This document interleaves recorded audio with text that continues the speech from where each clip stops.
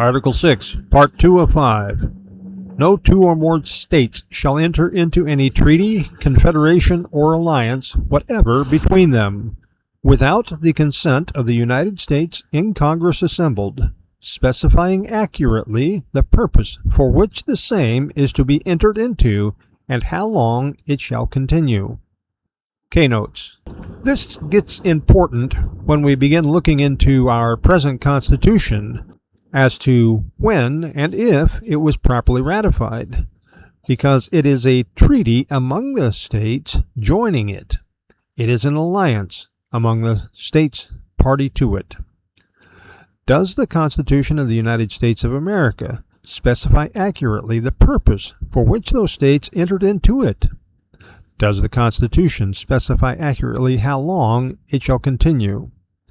In both instances, the preamble does address purpose, establish justice, etc.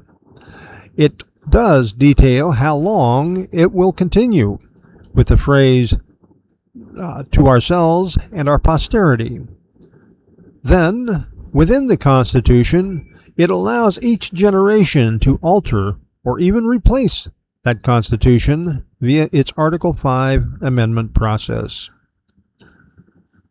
The no state shall enter into any agreement or compact part carries forward in the Constitution of the United States of America, Article 1, Section 10, Clause 3. Unfortunately, it still did not stop politicians from incorrectly applying it so as to allow states to freely depart from the Union.